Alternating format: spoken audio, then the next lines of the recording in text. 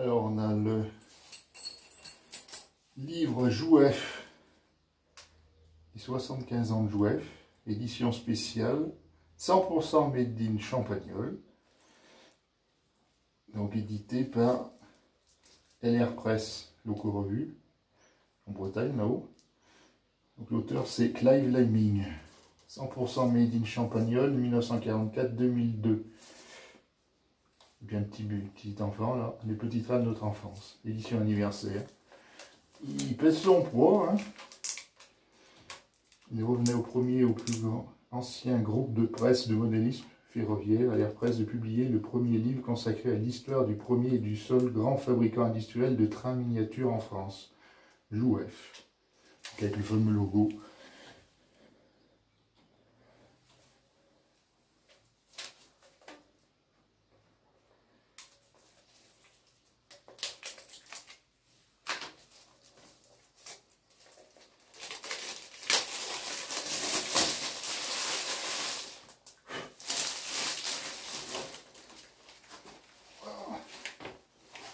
Il pèse son poids quand même.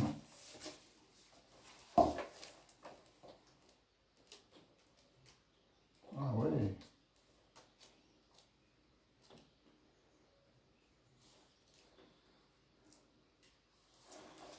Sur le réseau, il y en a des. Celle-là, je l'ai. Une petite. Il y en a d'autres que je connaissais pas, ça.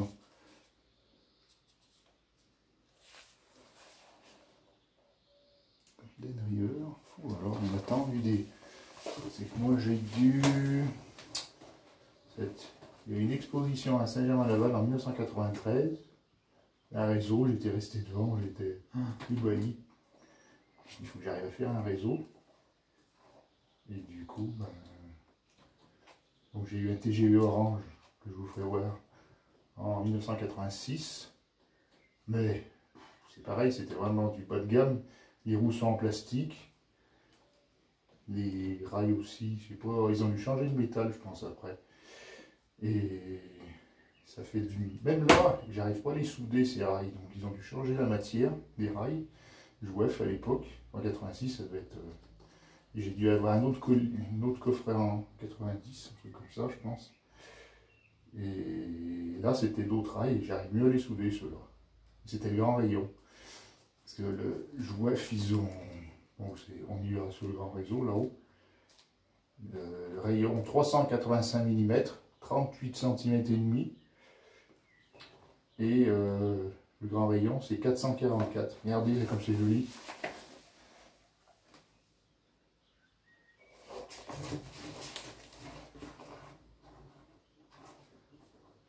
L'Usigny, la gare d'Usigny et tout. Donc oui, je disais, ouais, le réseau, il y a deux rayons. Ouais, ça, je l'ai aussi, je vous la montrerai tout à l'heure. La gare, oui, il mettait gare démontable. Gare de Maintenon. Moi, je l'ai construite, elle est là, juste à côté. La gare Terminus. On voit même les gens avec des piles d'époque. Bon, voilà. Des années 70, non? Je sais pas quelle. 60 même. L'usine Bulger à Champagnole dans les années 60. C'est bien les années 60, quoi. Les années déliées.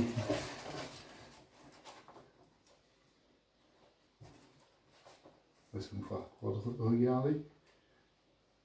Et le fameux premier train qu'ils ont fait, c'était ça. Le Transsaharien, un truc tout en... C'était quoi? Du métal blanc imprimé. Et 4 rails. Voilà, ils ont commencé avec ça. En 44, donc apparemment, je pense. C'est vraiment un tout premier modèle. Et déjà rien que ça va nous passer un peu le confinement à regarder tout ça. Jusqu'à la fin, ça doit être les plus récents, je suppose.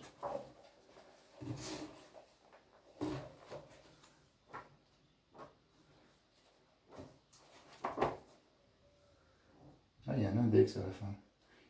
Avec les références, que c'est. Quel nom, quelle page on y voit. Donc voilà. Sinon, j'ai acheté aussi deux autres articles qui sont pas livrés. Et des petits cutters exacto. Et un truc que j'avais pas, c'était ça. Abri de quai, donc français même en plus. Donc c'est pas Jouef, c'est Falaire. Mais Jouef, du coup, enfin on trouve plus rien du coup. Même le prix, 24,90 €. C'est l'abri de quai de la gare de Saint-Julien. Voilà, à construire. Falaire, c'est allemand.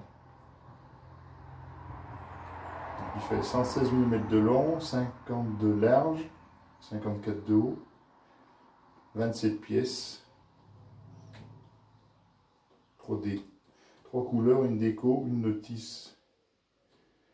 Il faut utiliser la colle plastique Falaire pour le monter, évidemment.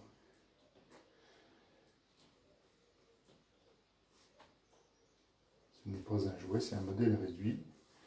Et c'est des modélistes à partir de 14 ans. C'est très simple à monter, il n'y a vraiment pas grand chose. Voilà pour le déballage. A bientôt pour l'épisode 4.